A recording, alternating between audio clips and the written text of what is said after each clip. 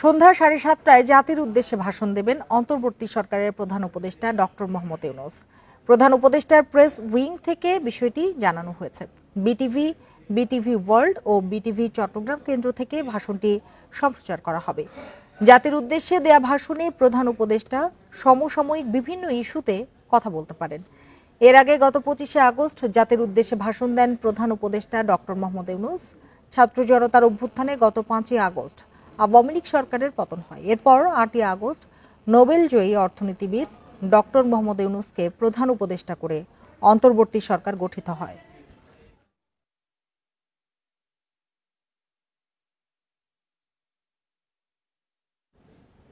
বেতন ভাতা ও চাকরি স্থায়ী সহ নানা দাবি নিয়ে শ্রমিকদের অসন্তোষের কারণে সাভার ও গাজীপুরে আজও ৭৫টি কারখানায় উৎপাদন বন্ধ রয়েছে। সকালে শ্রমিক অসন্তোষ নিয়ন্ত্রণে রাখতে সাভারে ৪৫টি কারখানা শ্রমিক আইনে বন্ধ ঘোষণা করে মালিকপক্ষ। ছুটি থাকা ২৫টি সহ এ শিল্পাঞ্চলে আজ মোট ৭০টি কারখানায় উৎপাদন বন্ধ রয়েছে, তবে চালু আছে ইপিজেডের কারখানাগুলো। এদিকে বেতন ভাতা বাড়ানো, চাকরি স্থায়ীকরণ সহ বিভিন্ন দাবিতে গাজীপুরের কয়েকটি এলাকায় মোট ৫টি কারখানায় বিক্ষোভ করেছেন শ্রমিকরা। কারখানার নিরাপত্তা নিশ্চিতে নিজস্ব নিরাপত্তা কর্মী ছাড়াও শিল্প পুলিশ ও অন্যান্য আইনশৃঙ্খলা বাহিনীর সদস্যরা কাজ করছেন।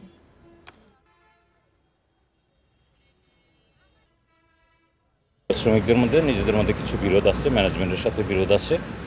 সেই প্রেক্ষিতে ৪৫টা ফ্যাক্টরি ১৩ শ্রম আইনের ১৩(১) ধারা বন্ধ আছে, আর ২৫টা ফ্যাক্টরিতে সাধারণ ছুটি ঘোষণা করেন। পোশাক খাতে অসন্তোষ নিরসনে শ্রম অভিযোগ পর্যালোচনা কমিটি গঠন করা হবে বলে জানিয়েছেন শ্রম উপদেষ্টা আসিফ মাহমুদ। সেই সাথে দ্রুত শ্রমিকদের বকেয়া বেতন পরিশোধের আহ্বান জানিয়েছেন তিনি। দুপুরে সচিবালয়ে এক সংবাদ সম্মেলনে তিনি এসব কথা বলেন। ন্যূনতম মজুরির দাবির বিষয়ে শিগগিরই ভালো সিদ্ধান্তে পৌঁছানো যাবে বলে মন্তব্য করেন। এর আগে ত্রিপক্ষীয় বৈঠক হবে। উপদেষ্টা জানান, ২০২৩ সালে মজুরি নিয়ে আন্দোলনে শ্রমিকদের বিরুদ্ধে হয়রানিমূলক যেসব মামলা হয়েছিল তা প্রত্যাহারের ব্যবস্থা করা হচ্ছে। এসব মামলার তথ্য সংগ্রহ করা হচ্ছে। শ্রমিক আন্দোলনের পেছনে রাজনৈতিক সম্পৃক্ততা কিংবা বহিরাগতদের ইন্ধন আছে কিনা তা খতিয়ে দেখা হচ্ছে। এদিকে সাম্প্রতিক শ্রমিক বিক্ষোভের জেরে ১০ থেকে ২০% ক্রয়াদেশ অন্য দেশে স্থানান্তর হয়েছে জানিয়েছেন বিজিএমইএ সভাপতি। শ্রমিকদের যে সমস্যাগুলো আছে তারা সেগুলো নিয়ে আমাদের শ্রম ভবনে এই কমিটির কাছে সেগুলো প্রণয়ন করবে, যাতে করে আমরা একটা সিস্টেমেটিক ওয়েতে এগুলো সমাধানের দিকে এগিয়ে যেতে পারি। আইনি কাঠামো আছে, তার মধ্যে থেকে এগুলো খুব দ্রুত নিষ্পত্তির জন্য এই কমিটি কাজ করবে এবং মন্ত্রণালয় থেকে আমরা কাজ করে যাব, এবং এই বিষয়টা এখন প্রায়োরিটিতে আছে। পোশাক কারখানা শ্রমিকদের অসন্তোষ ও কারখানা বন্ধের বিষয়ে আরো জানাতে সাভার থেকে যোগ দিয়েছেন সহকর্মী মোহাম্মদ ওমর ফারুক। আপনার সঙ্গে এর আগে যখন কথা হচ্ছিল আপনি বলছিলেন যে সাভারে আজকের পরিস্থিতি অনেকটাই শান্ত, তেমন কোনো অপ্রীতিকর ঘটনা ঘটেনি। একটু জানতে চাই যে শ্রমিক অসন্তোষ এই যে চলছে সেটি কাটাতে কি ধরনের উদ্যোগের কথা আপনি জেনেছেন? দেখুন, সাভার আশুলিয়ায় ১,২৯৪টি পোশাক কারখানা রয়েছে। গত কয়েকদিন ধরে কিন্তু নানান ধরনের অসন্তোষ এবং অনেক শ্রমিকদের আন্দোলনের কারণে বেশ অস্থিরতা তৈরি হয়েছিল, কিন্তু আজকে কিন্তু আমরা সেটি দেখিনি। আজকে আমরা শিল্প পুলিশের সঙ্গে কথা বলেছি, তারা আমাদেরকে জানিয়েছেন এখন পর্যন্ত ৪৫টি অনির্দিষ্ট সময় বন্ধ রয়েছে, আর ২৫টি কারখানা সেটি হচ্ছে সাধারণ ছুটি ঘোষণা করা হয়েছে।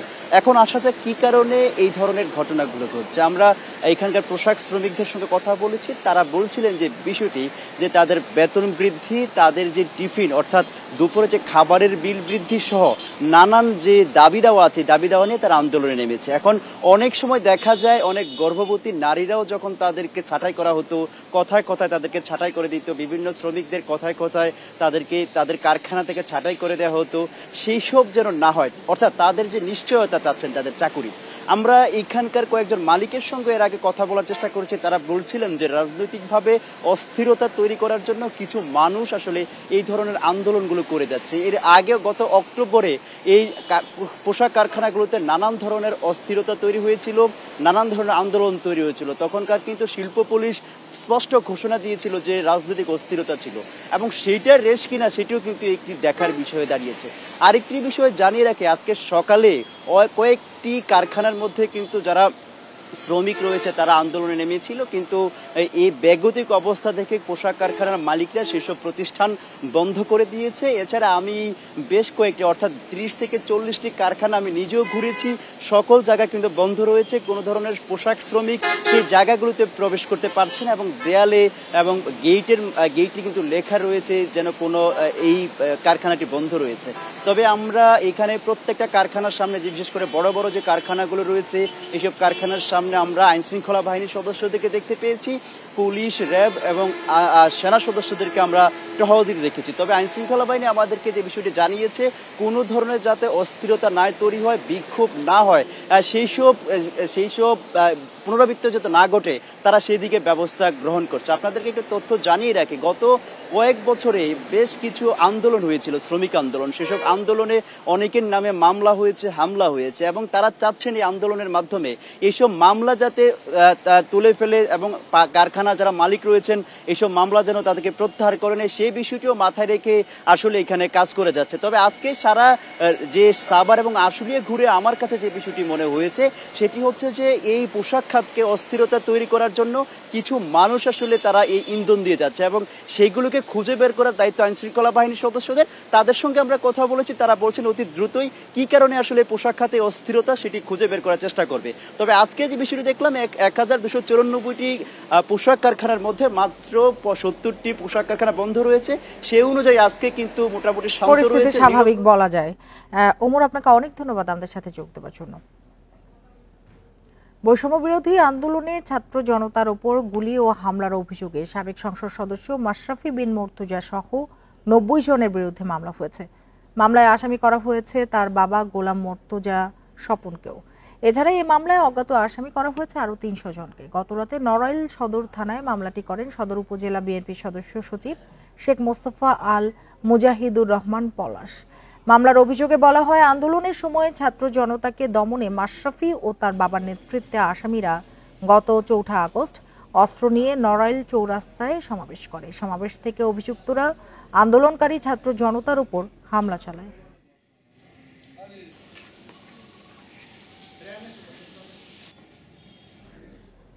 বৈষম্য বিরোধী আন্দোলনের সময় আশুলিয়ায় গাড়িতে মরদেহ পুড়িয়ে ফেলার অভিযোগে শেখ হাসিনা সহ 70 জনের বিরুদ্ধে 2টি অভিযোগ দায়ের হয়েছে আন্তর্জাতিক অপরাধ ট্রাইব্যুনালের তদন্ত সংস্থায়। এ নিয়ে গণহত্যা ও মানবতা বিরোধী অপরাধের বিচার চেয়ে দাখিল হলো 14টি অভিযোগ। সিটি ইউনিভার্সিটির নিহত শিক্ষার্থী সাজ্জাদ হোসেন সজলের মা শাহিনা বেগম এবং আশুলিয়ার শাহিন স্কুলের 10ম শ্রেণীর শিক্ষার্থী নিহত আবু আস সাবুরের ভাই রেজওয়ানুল ইসলাম বাদী হয়ে অভিযোগ 2টি দায়ের করেন। এতে সাবেক প্রধানমন্ত্রী শেখ হাসিনা, তার মন্ত্রিপরিষদের একাধিক সদস্য, পুলিশের 19 সদস্য সহ 70 জনকে আসামি করা হয়েছে। পরে সাংবাদিকদের আইনজীবী হুজ্জাতুল ইসলাম খান বলেন, আন্তর্জাতিক অপরাধ ট্রাইব্যুনাল তদন্ত সংস্থা মামলা 2টি ডায়েরিভুক্ত করেছে। আশুলিয়ায় গত 5 আগস্ট পুলিশ ভ্যানে ছাত্র জনতার মরদেহ পোড়ানোর অভিযোগ ওঠে। এই 2 অভিযোগে টোটাল সাবেক প্রধানমন্ত্রী, সাবেক স্বরাষ্ট্রমন্ত্রী, সাবেক আইজিপি সহ মোট 70 জনকে আসামি করা হয়েছে। আসামির বিরুদ্ধে অভিযোগটা হচ্ছে তারা আন্দোলনরত ছাত্র জনতাকে আংশিক বা সমূলে নির্মূল করার জন্য তাদের অধীনস্থ পুলিশ বাহিনীকে হত্যার নির্দেশ দিয়েছে এবং ঊর্ধ্বতন কর্তৃপক্ষের আদেশ মেনে আশুলিয়া ঘটনা 5/8/2024 তারিখ আশুলিয়া থানায় কর্মরত সকল অফিসার ফোর্স নির্বিচারে আন্দোলনরত ছাত্র জনতার উপর গুলি চালিয়েছে এবং গুলি চালিয়ে 6 জন ছাত্রকে হত্যা করেছে। রাজশাহীতে গণপিটুনিতে সাবেক ছাত্রলীগ নেতা আব্দুল্লাহ আল মাসুদের মৃত্যুর ঘটনায় মামলা হয়েছে। এতে আসামি করা হয়েছে অজ্ঞাত 20 থেকে 30 জনকে। মঙ্গলবার রাতে রাজশাহীর মতিহার থানায় নিহতের ভাই বাদী হয়ে এ মামলা করেন। মামলার এজাহারে বলা হয়েছে, গত 7 সেপ্টেম্বর সন্ধ্যায় অসুস্থ স্ত্রীর জন্য ওষুধ কিনতে বের হন মাসুদ। রাজশাহী বিশ্ববিদ্যালয়ের সংলগ্ন বিনোদপুর বাজারে ফার্মেসির সামনে গেলে অজ্ঞাত ব্যক্তিরা তাকে মারধর করে। আশঙ্কাজনক অবস্থায় রাজশাহী মেডিকেল কলেজ হাসপাতালে নিয়ে গেলে চিকিৎসক তাকে মৃত ঘোষণা করেন। নিহত আব্দুল্লাহ আল মাসুদ রাজশাহী বিশ্ববিদ্যালয়ের হাসপাতালের স্টোর অফিসার পদে কর্মরত ছিলেন। মহানগর পুলিশ কমিশনার জানান, তদন্ত শেষে আইনি ব্যবস্থা নেওয়া হবে। তো মামলায় ওনারা অজ্ঞাত হিসাবে দিচ্ছে, বাট আমরা তদন্ত করে আমরা চেষ্টা করব যে আসলে যারা প্রকৃত ভাবে যারা জড়িত তাদেরকে বের করা। উচ্ছৃঙ্খল জনতা গণপিটুনি দিয়ে থানা নিয়ে আসে। থানা আনার পরে আমরা তাকে হসপিটালে পাঠায়। হসপিটালে যাওয়ার পরে সেখানে ডাক্তার মৃত ঘোষণা করে। দ্রুত পাহাড়ে চাঁদাবাজি টেন্ডারবাজি বন্ধের হুঁশিয়ারি দিয়েছেন বৈষম্য বিরোধী ছাত্র আন্দোলনের সমন্বয়ক হাসনাত আব্দুল্লাহ। সকালে বান্দরবানে ছাত্র জনতার মত বিনিময় সভায় এসব কথা বলেন তিনি। এ সময় তিনি স্বাস্থ্য উপদেষ্টা সিঙ্গাপুরের চিকিৎসা নিয়েও প্রশ্ন তোলেন। এদিকে ছাত্র আন্দোলনে লালমনিরহাটে শহীদদের কবর জিয়ারত করেছেন বৈষম্য বিরোধী ছাত্র আন্দোলনের কেন্দ্রীয় প্রতিনিধিরা। পরে শহীদ ও আহতদের পরিবারের সঙ্গে সাক্ষাৎ করেন। পটুয়াখালীতেও শহীদ পরিবারের সঙ্গে দেখা করেন বৈষম্য বিরোধী ছাত্র আন্দোলনের সমন্বয়করা। আমরা পড়াশোনার সাথে যতক্ষণ পর্যন্ত থাকবো ততদিন পর্যন্ত আমরা ক্ষমতাকে প্রশ্ন করতে পারবো। সুতরাং ছাত্র নাগরিক যারা রয়েছে, ছাত্রদের প্রধান এবং প্রথম কাজ হচ্ছে পড়াশোনা করে মনস্তাত্ত্বিকভাবে সমৃদ্ধ হওয়া। ঠাকুরগাঁও সীমান্তে গুলিতে নিহত কিশোর জয়ন্ত কুমার সিং এর মরদেহ 2 দিন পরেই ফেরত দিয়েছে বিএসএফ। মঙ্গলবার রাত 1:30টার দিকে ভারতের ডিঙ্গাপাড়া ক্যাম্পের বিএসএফ এপারে বিজিবি এবং বালিয়াডাঙ্গি থানা পুলিশের কাছে মরদেহ হস্তান্তর করে। পরে রাতে তার মরদেহ পরিবারের সদস্যরা সৎকার করেন।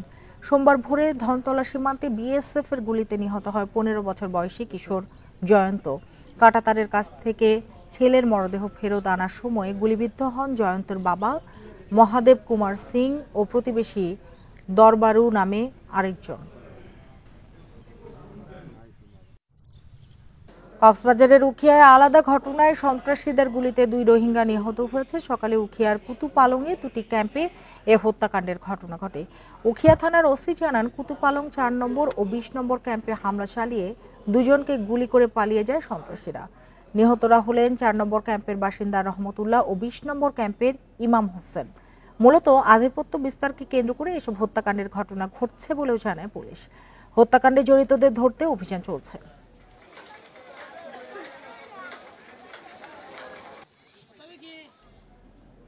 মিয়ানমারে চলমান পরিস্থিতির কারণে আবারও বাংলাদেশে রোহিঙ্গা অনুপ্রবেশের ঘটনা ঘটছে। সরকারি হিসাবে গত 1 মাসে আশ্রয় নিয়েছে 10,000। নতুন অনুপ্রবেশে উদ্বেগ জানিয়েছেন খোদ রোহিঙ্গা নেতারা।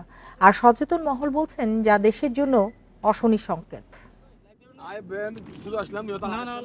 কাঠের নৌকায় নাফ নদী ও উত্তাল সাগর পাড়ি দিয়া অনিশ্চিত যাত্রা ছিল এসব মানুষের। জীবনের ঝুঁকি নিয়ে আইন শৃঙ্খলা বাহিনীর চোখ ফাঁকি দিয়ে তারা পৌঁছায় মেরিন ড্রাইভের বাহারছড়া উপকূলে। পরে আশ্রয় হয় বাংলাদেশে বসবাসকারী আত্মীয়দের ঘরে। প্রথমে আমরা স্বামী স্ত্রী পার হওয়ার সময় 12 লাখ টাকা, পরে 6 সন্তানের জন্য 6 লাখ টাকা দালালকে দিয়ে আমরা এখানে এসেছি। এদিকে গেলেও মারে, ওদিকে গেলেও মারে, তাই আমরা এখানে পালিয়ে আসছি। খুব কষ্ট করে নদীতে ঝাঁপ দিয়ে এখানে আমরা এসেছি।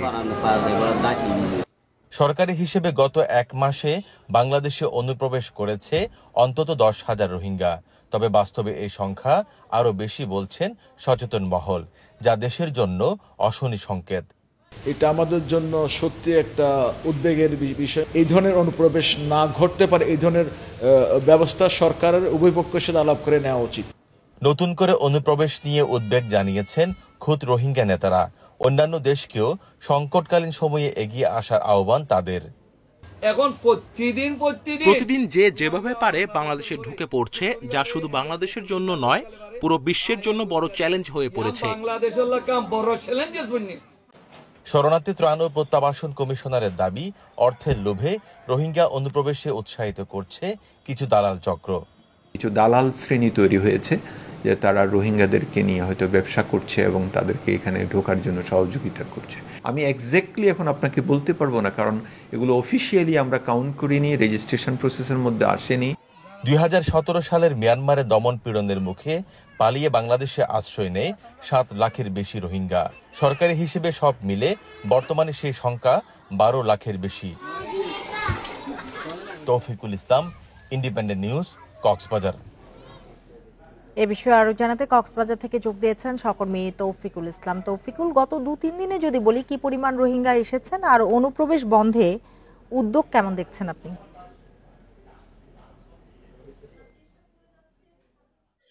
গত 2 দিনের আগে কক্সবাজারের বিভিন্ন সীমান্ত দিয়ে অন্তত 1000 রোহিঙ্গা বাংলাদেশে অনুপ্রবেশ করেছে বলে আমরা খবর পেয়েছি। তবে এই বিষয় নিয়ে আসলে যারা কাজ করেন শরণার্থী ত্রাণ ও প্রত্যাবাসন কমিশন কক্সবাজার। তো তাদের কাছে কোনো ধরনের কোনো তথ্য নেই এবং তারা বলছেন যে ঢাকা থেকে আসলে যে তথ্যটি তাদেরকে দিয়েছেন সেরকমই তিনি বলছেন। তবে এখনো পর্যন্ত যদি নতুন করে রোহিঙ্গা বাংলাদেশে অনুপ্রবেশ করে বা তাদেরকে নিবন্ধনের একটি আওতায় নিয়ে আসা হয়, যেটি 2017 সালে আমরা দেখেছি, তবে সেটির কোনো কিছুই এখনো পর্যন্ত আমাদের চোখে পড়েনি।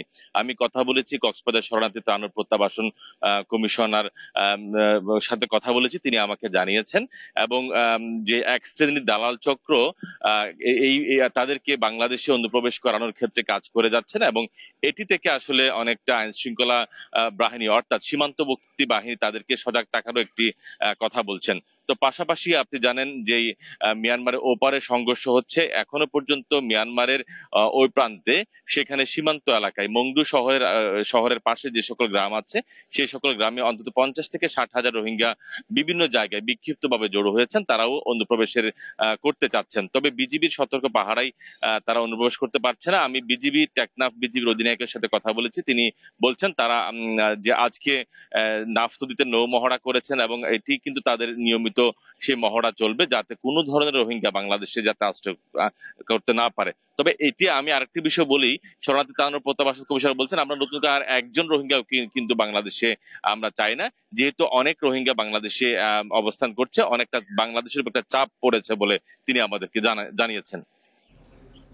কক্সবাজার থেকে কথা হচ্ছিল সহকর্মী তৌফিকুল ইসলামের সাথে। নড়াইলের লোহাগাড়ায় খাটিয়া আনতে গিয়ে ট্রাক চাপায় 3 জন নিহত হয়েছেন। এ ঘটনায় আহত হয়েছেন আরও 2 জন। গতরাতে লোহাগড়া পৌরসভার মাইট কুমড়া আশ্রয়ন প্রকল্পের সামনে এ দুর্ঘটনা ঘটে। নিহতরা হলেন মাইট কুমড়া গ্রামের শামীম শেখ, জিয়া বিশ্বাস ও রাসেল মোল্লা। পুলিশ জানায় নিহত রাসেলের দাদির মরদেহ দাফনের জন্য মসজিদ থেকে খাটিয়া নিয়ে ফিরছিলেন তারা। এ সময় বাড়ির কাছে পৌঁছলে দ্রুতগতির একটি ট্রাক তাদের ধাক্কা দেয়। এতে ঘটনাস্থলে 3 জনের মৃত্যু হয়। গুরুতর আহত আরও 2 জনকে উদ্ধার করে প্রথমে লোহাগড়া উপজেলা স্বাস্থ্য কমপ্লেক্সে ও পরে নড়াইল সদর হাসপাতালে পাঠানো হয়। ঘটনার পর ট্রাক নিয়ে পালিয়েছে চালক।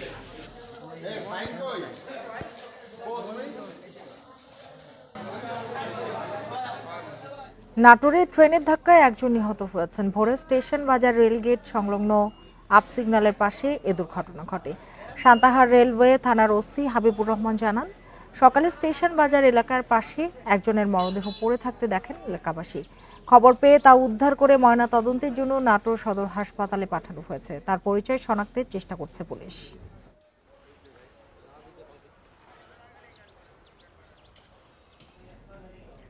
নারায়ণগঞ্জে আলোচিত ত্বকী হত্যার ঘটনায় গ্রেপ্তার জামশেদ শেখের 5 দিনের রিমান্ড মঞ্জুর করেছেন আদালত। দুপুরে সিনিয়র জুডিশিয়াল ম্যাজিস্ট্রেট কাউসার আলমের আদালতে হাজির করে তার 7 দিনের রিমান্ড আবেদন করেন তদন্ত কর্মকর্তা। এর আগে ভোরে রাজধানীর মিরপুর থেকে তাকে গ্রেপ্তার করে র্যাব। গ্রেপ্তার জামশেদ শেখ প্রয়াত সংসদ সদস্য নাসিম ওসমানের ছেলে আজমেরি ওসমানের গাড়ি চালক। র্যাব 11 এর অধিনায়ক লেফটেন্যান্ট কর্নেল তানভীর মাহমুদ পাশা জানান, ত্বকীকে হত্যার পর মরদেহ শীতলক্ষা নদীতে ফেলার জন্য যে গাড়িতে রাখা হয়েছিল সেই গাড়ির চালক ছিলেন জামশেদ। এর আগে সাফায়েত হোসেন শিপন, মামুন মিয়া ও কাজল হাওলাদার নামে 3 জনকে গ্রেপ্তার করা হয়েছে। গ্রেপ্তারকৃতরা ওসমান পরিবারের ঘনিষ্ঠ সহযোগী। আজমেরি ওসমানের বিরুদ্ধে ত্বকীকে অপহরণের পর হত্যার নেতৃত্ব দেওয়ার অভিযোগ রয়েছে।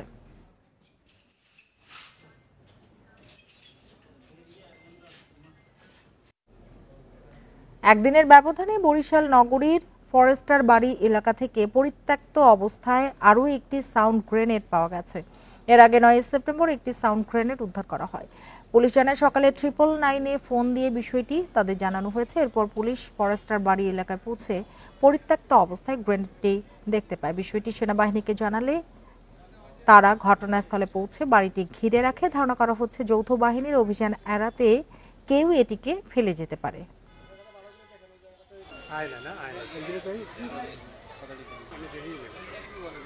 পরশুদিন ঠিক একই ক্যাটাগরির একটা গ্রেনেড সদস্য দেখতে পাওয়া গিয়েছে এবং সেনাবাহিনীর যে বোম ডিসপোজাল টিম ছিল এই টিমটাই সেটাকে নিষ্ক্রিয় করেছেন।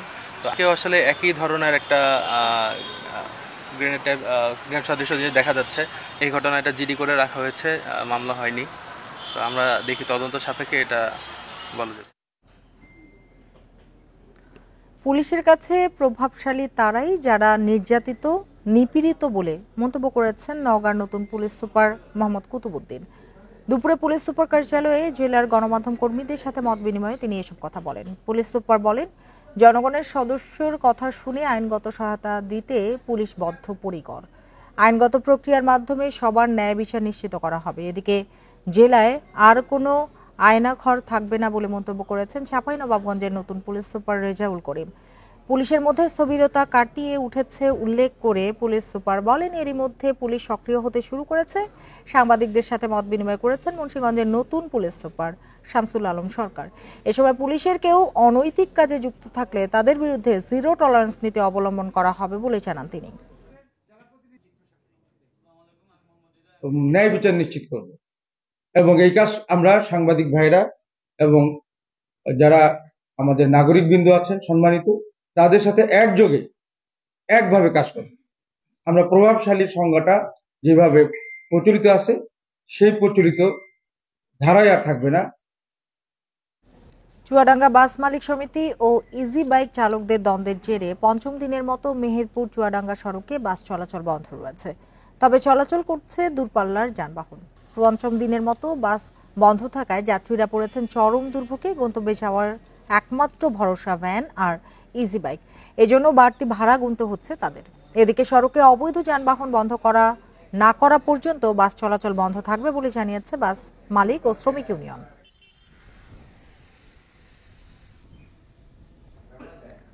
মানহানির কারণে স্বার্থান্বেষী মহলের বিরুদ্ধে আইনি ব্যবস্থা নেওয়ার কথা জানিয়েছেন চট্টগ্রামের সীতাকুণ্ড উপজেলা যুবদলের আহ্বায়ক ফজলুল করিম চৌধুরী। সকালে চট্টগ্রামে সংবাদ সম্মেলনে তিনি একথা বলেন। দাবি করেন, শনিবার ট্রাক থেকে পণ্য চুরির সময় 2 কিশোরকে হাতে নাতে ধরেন তিনি। তবে আইনশৃঙ্খলা বাহিনীর ভুলে তাকে থানায় যেতে হয়। তিনি ছাড়া পেলেও এ সময় একটি মহল তার বিরুদ্ধে চাঁদাবাজির অভিযোগ এনে মিথ্যা তথ্য প্রচার করে। গত শনিবার ফজলুল করিম চৌধুরীকে আটক করে থানায় সোপর্দ করে সেনাবাহিনী।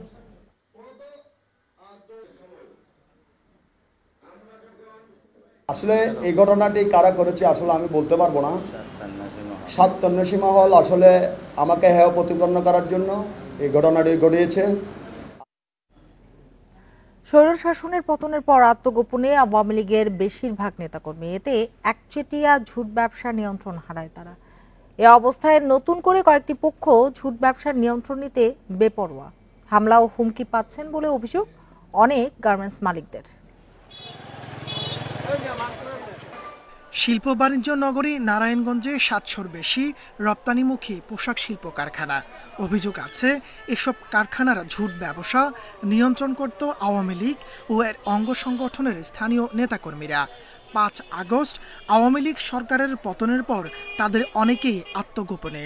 এখন ঝুট ব্যবসা নিয়ন্ত্রণে নিতে চেষ্টা চালাচ্ছে নতুন একাধিক পক্ষ।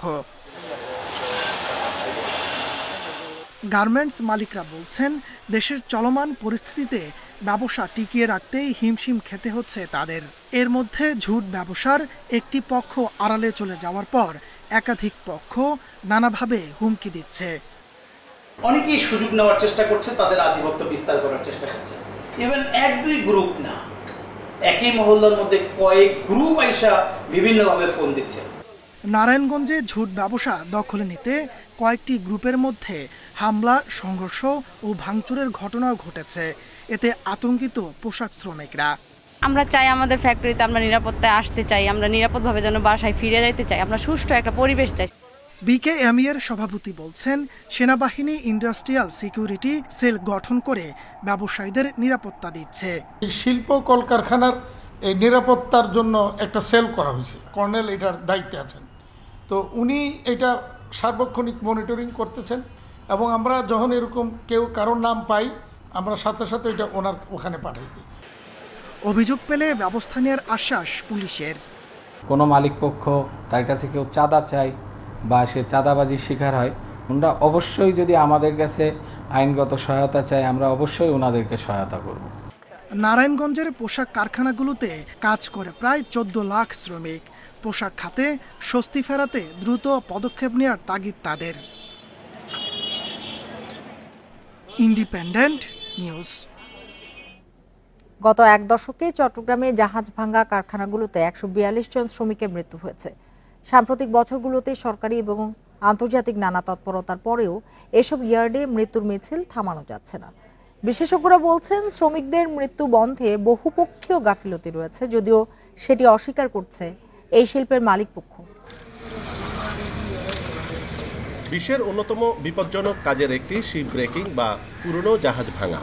দেশে জাহাজ ভাঙা কারখানাগুলোতে প্রতিনিয়ত আগুন, বিস্ফোরণ কিংবা বড় লোহার পাতের নিচে চাপা পড়ে মারা যান শ্রমিকরা। বেসরকারি সংস্থার গবেষণা বলছে, গত এক দশক ধরেই মৃত্যুর সংখ্যা উদ্বেগজনক। বিশেষজ্ঞরা বলছেন, দুর্ঘটনা প্রতিরোধে খুব বেশি তৎপরতা নেই কারো। অনেক ক্ষেত্রেই দরিদ্র শ্রমিকদের পরিবারকে বুঝিয়ে ঘটনা ধামাচাপা দেওয়া হয়। ফলে কাগজে কলমে নিরাপত্তার কথা বলা হলেও কমছে না দুর্ঘটনা। দুর্ঘটনা হয়, তদন্ত কমিশন আসে, অনুসন্ধান কমিটি আসে, কিন্তু দেখা যায় যে আমরা সঠিক কারণটা হয়তো উদ্ধার করা যাচ্ছে না। এই সঠিক কারণটা উদ্ধার করা না গেলে আমি কিভাবে ওই প্রবলেমটাকে আমি নিরসন করতে পারবো। সম্প্রতি এসএন কর্পোরেশনের গ্রিন শিপইয়ার্ডে বিস্ফোরণের পর আলোচনায় আসে বিষয়টি। হংকং কনভেনশন অনুযায়ী এই কারখানাটি প্রতি বছরই নিরাপত্তা ও সুরক্ষায় আন্তর্জাতিক বিভিন্ন সংস্থার তদারকিতে থাকে। তবে দুর্ঘটনা রোধে শ্রমিকদেরও দায়িত্ব রয়েছে বলছেন মালিকপক্ষ। ওয়ার্কারদের লাইফটা কিন্তু খুবই ইম্পর্টেন্ট। এটা যদি করতে হয় আমাদের সবার সম্মিলিতভাবে কাজ করতে হবে। এই জন্য ট্রেনিংটা খুব ভাইটাল, এবং এই ট্রেনিংয়ের জন্য মিনিস্ট্রি অফ ইন্ডাস্ট্রিজ এবং নরওয়েজিয়ান এমবিসি যৌথভাবে কাজ করছে। আমাদের ship racing Bangladesh is a very good position in comparison to our competitor. Pakistan এখনো শুরুই করে নাই, ইন্ডিয়া আমাদের চেয়ে অনেক আগে শুরু করেছে, কিন্তু ফরচুনেটলি আমরা কয়েকটা এই যে ওদের চেয়ে অনেক আগানো। বাংলাদেশে তালিকাভুক্ত শিপ ব্রেকিং ইয়ার্ড আছে 179টি, তবে বর্তমানে চালু আছে 30 থেকে 35টি। এর মধ্যে আন্তর্জাতিক মানের গ্রিন ইয়ার্ডের সংখ্যা মাত্র 5টি। অনুপম শীল, ইন্ডিপেন্ডেন্ট নিউজ, চট্টগ্রাম। ছাত্র জনতার আত্মত্যাগের মধ্য দিয়ে যে বিজয় এসেছে তা ব্যর্থ করতে নানা অপচেষ্টা চলছে। এজন্য অন্তর্বর্তী সরকারকে সবসময় সতর্ক থাকতে হবে বলে মন্তব্য করেছেন বিএনপির সিনিয়র যুগ্ম মহাসচিব রুহুল কবির রিজভী। বিকেলে সিলেটে বৈষম্য বিরোধী ছাত্র আন্দোলনে নিহত সাংবাদিক এটিএম তুরাবের পরিবারের সদস্যদের সাথে সাক্ষাৎ শেষে এসব কথা বলেন তিনি। এ সময় তিনি আরো বলেন, জনগণের ক্ষমতা জনগণের হাতে ফিরিয়ে দিতে যে সংস্কারগুলো দরকার তা দ্রুত করতে হবে। প্রশাসনের বিভিন্ন জায়গায় এখনো স্বৈরশাসকের অনুচর রয়েছে বলেও মন্তব্য করেন রুহুল কবির রিজভী। সরকারকে বলবো যে আপনারা সতর্ক হন। এত বড় আত্মত্যাগের মধ্যে দিয়ে যে বিজয় আমরা অর্জন করেছি, সেই অর্জনকে ব্যর্থ করার জন্য নানা চেষ্টা প্রচেষ্টা চলছে। তাই জনগণের ক্ষমতা জনগণের হাতে দ্রুত ফিরিয়ে দেওয়ার জন্য যে সংস্কারগুলো দ্রুত সম্পন্ন করা দরকার, সেটি করে রাজনৈতিক দল যাদেরকে জনগণ পছন্দ করবে। বন্যার পানি কমলেও লক্ষ্মীপুরের 5 উপজেলার প্রায় 4 লাখ মানুষ পানিবন্দী। কোথাও কোথাও ব্যবসা প্রতিষ্ঠান, বাসাবাড়ি ও রাস্তাঘাটে হাঁটু পরিমাণ পানি রয়েছে। তবে জেলার রামগতি, কমলনগর, রায়পুর ও রামগঞ্জ উপজেলা এবং সদরের পশ্চিম অংশের বন্যার পানি নেমে পরিস্থিতির উন্নতি হয়েছে। এদিকে নোয়াখালী সুবর্ণচর উপজেলায় বন্যার পানিতে রূপা আমন এবং সবগুলো বীজতলা সম্পূর্ণ নষ্ট হয়ে গেছে। চারা সংকটে দিশেহারা প্রান্তিক কৃষকরা। চড়া দামে কেউ চারা সংগ্রহ করলেও টাকার অভাবে বেশিরভাগ জমি অনাবাদি পড়ে আছে। এইভাবে বন্যা আমার জীবনে কোনো দেখিনি। আমার 5 একর জমি বীজ ছিল, আমি বীজতলায় রুইছি, বীজতলা ব্যাগ নষ্ট হয়ে গেছে। পানি টানি উড়ি আঙ্গু গট্টর ব্যাগ ডাবি গেছে। ওই আমরা তো পানিলে কোনো সহযোগিতা আমরা পাই না, সবাই পাইছে। লক্ষ্মীপুরে বন্যার পানি নামতে শুরু করার পর দেখা দিয়েছে সাপের উপদ্রব। প্রতিদিনই সাপে কাটা রোগী আসছে হাসপাতালে। এক সপ্তাহে সদর হাসপাতালে ভর্তি হয়ে চিকিৎসা নিয়েছেন 70 জনের বেশি। লক্ষ্মীপুরের 5 উপজেলার 20 ইউনিয়ন এবং পৌরসভার 10 ওয়ার্ড থেকে বন্যার পানি পুরোপুরি নামেনি এখনো। এর মধ্যে দুর্গত এলাকায় বেড়েছে সাপের উপদ্রব। 20 দিনে সদর হাসপাতালে চিকিৎসা নিয়েছেন 250-এর বেশি সাপে কাটা রোগী। একদিকে দুর্যোগে তছনছ হয়ে গেছে স্বাভাবিক জীবনযাত্রা, অন্যদিকে সাপের উপদ্রব বেড়ে যাওয়ায় নতুন আতঙ্কে দুর্গতরা। মাজা পৌঁছে যেত পানি, ঠিক আছে। তারপরে আমি হাঁটে হাঁটে যাইতেছি, তখন আমার কিন্তু সাপে কামড় দিছে। খেয়াল করি না, আমি তো গোসল করতে রওনা দিছিলাম। আমি খেয়াল করি পরবর্তী পিছনে তাকায় দেখি সাপ পিছনে। এর মধ্যে ভ্যাকসিন সংকটের অভিযোগ উঠলেও চিকিৎসকরা জানিয়েছেন পর্যাপ্ত ভ্যাকসিন আছে হাসপাতালে। সাপে কাটলে যত দ্রুত সম্ভব চিকিৎসা নেওয়ার পরামর্শ চিকিৎসকদের। সাপে কামড় দিলে আতঙ্কিত হওয়ার কিছু নাই, মানুষ কিন্তু সাপে কামড়ে মরে কম, মরে আসলে আতঙ্কিত হয়ে হার্ট অ্যাটাক করে। সো আমি বলবো যে সাপে কামড় দিলে সাথে সাথে সদর হাসপাতালে নিয়ে আসলে আশা করি কোনো মানুষ মারা যাওয়ার কথা না। পানি বাড়ার কারণে কিছু সাপে কাটা রোগী এবং কিছু আননোন বাইটের রোগী আমাদের হসপিটালে আসছে। আমাদের স্বাস্থ্য বিভাগের মেডিকেল টিম ছাড়াও বৈষম্য বিরোধী ছাত্র আন্দোলনের পক্ষ থেকে মেডিকেল টিম এসছে এবং এছাড়াও বিভিন্ন স্বেচ্ছাসেবী সংস্থার পক্ষ থেকেও মেডিকেল টিম বেশ কয়েকটা কাজ করে যাচ্ছে।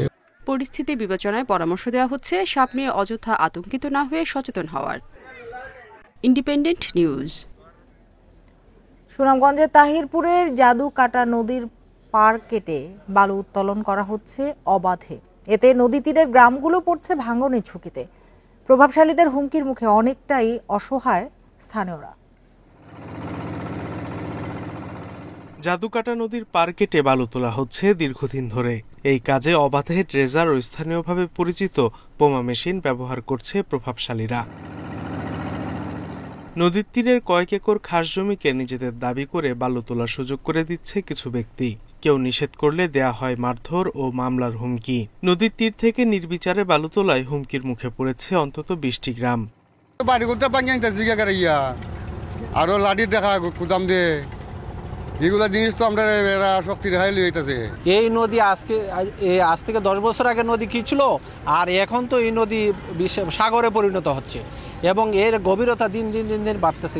পরিবেশ আইনবিদ সমিতি বলছে, ব্যক্তি মালিকানাধীন জমি হলেও খনিজ সম্পদ তোলার অধিকার সাধারণ মানুষের নেই। খনিজ সম্পদ আইনে আমাদের বলা আছে যেই কোনো ধরনের রাষ্ট্রীয় সম্পদ, খনিজ সম্পদ যদি ইভেন এটা আপনার বাড়িতেও যদি সেটা উৎপত্তি হয়, সেটা আপনি মালিক না, সেটা তখন রাষ্ট্র মালিক হয়ে যাবে। নদীর তীর থেকে নির্বিচারে বালু তোলা বন্ধে অভিযান পরিচালনার আশ্বাস দিয়েছেন জেলা প্রশাসন। আমাদের জেলা আইন শৃঙ্খলা কমিটির সভায় আমরা এই বিষয়ে আলোচনা করেছি। এছাড়া জেলা আইন শৃঙ্খলা সংক্রান্ত কোর কমিটির সভাতেও এটি বিস্তারিত আলোচনা হয়েছে এবং এখানে পুলিশ, বিজিবি সহ অন্যান্য আইন প্রয়োগকারী সংস্থার সমন্বয়ে এবং নির্বাহী ম্যাজিস্ট্রেটের সমন্বয়ে আমরা এখানে যৌথ অভিযান পরিচালনা করার সিদ্ধান্ত গ্রহণ করেছি। তবে স্থানীয়দের অভিযোগ, প্রশাসনের অভিযানে কিছুদিন বন্ধ থাকলেও পরে আবারও শুরু হয় বালু উত্তোলন। Independent news. পাবনায় কানাডার প্রধানমন্ত্রী জাস্টিন ট্রুডোর জন্ম নিবন্ধন সনদ তৈরির অভিযোগে কম্পিউটার অপারেটর নিলয় পারভেজকে গ্রেপ্তার করেছে র্যাব। দুপুরে র্যাবের কোম্পানি কমান্ডার মেজর এহতেশামুল হক খান জানান, তথ্য প্রযুক্তি সহায়তায় পৌর এলাকার কাচারি পাড়ায় অভিযান চালিয়ে নিলয়কে গ্রেপ্তার করা হয়। তিনি আহমদপুর ইউনিয়ন পরিষদে কম্পিউটার অপারেটর হিসেবে কাজ করতেন। মানুষজনের কাছ থেকে অর্থের বিনিময়ে জাতীয় পরিচয়পত্র, বিভিন্ন শিক্ষা সনদ তৈরির অভিযোগ রয়েছে তার বিরুদ্ধে। সম্প্রতি কানাডার প্রধানমন্ত্রী জাস্টিন ট্রুডোর নামে বাংলাদেশি জন্ম সনদপত্র তৈরির ঘটনা সামাজিক যোগাযোগ মাধ্যমে ব্যাপক সমালোচনার সৃষ্টি করে।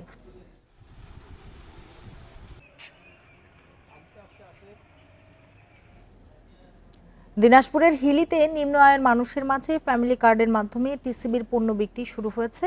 সকালে হাকিমপুর সরকারি ডিগ্রি কলেজ চত্বরে এর উদ্বোধন করেন উপজেলার সহকারী কমিশনার লায়লা ইয়াসমিন। এবার 470 টাকা প্যাকেজ মূল্যে 2 লিটার সয়াবিন তেল, 5 কেজি চাল এবং 2 কেজি মসুর ডাল দেয়া হচ্ছে। বাজার থেকে কম দামে পণ্য পেয়ে খুশি নিম্ন আয়ের মানুষজন। উপজেলায় 10,571 জন কার্ডধারী এই সুবিধা পাবেন।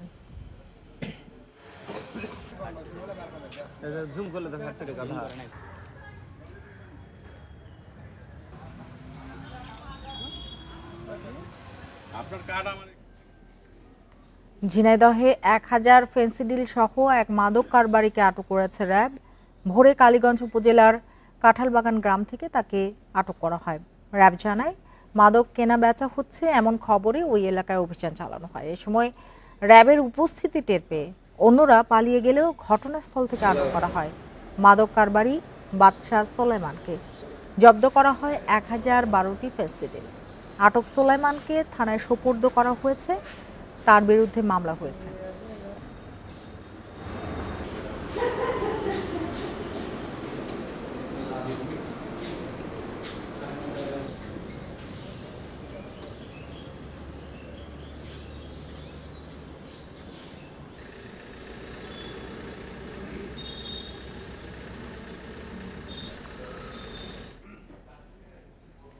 রাজধানী সহ সারা দেশে বুধবার বৃষ্টিপাতের সম্ভাবনা রয়েছে। এর মধ্যে ঢাকা, চট্টগ্রাম সহ 4 বিভাগে হতে পারে ভারী বৃষ্টি। ভারী বৃষ্টিপাতে পাহাড়ি এলাকায় রয়েছে ভূমিধসের শঙ্কা। আবহাওয়া অধিদপ্তর জানিয়েছে, সারা দেশে মৌসুমী বায়ু সক্রিয় রয়েছে। এর প্রভাবে শনিবার পর্যন্ত চট্টগ্রাম, সিলেট ও বরিশাল বিভাগে ভারী থেকে অতি ভারী বৃষ্টি হতে পারে। এ সময় চট্টগ্রাম বিভাগের পাহাড়ি এলাকায় ভূমিধসেরও শঙ্কা রয়েছে। এদিকে ভোর 6টা পর্যন্ত গত 24 ঘন্টায় দেশের সর্বোচ্চ বৃষ্টি রেকর্ড করা হয় কক্সবাজারের কুতুবদিয়ায় 87 মিলিমিটার। এ সময় সর্বোচ্চ তাপমাত্রা ছিল রংপুরে 36.2 ডিগ্রি সেলসিয়াস।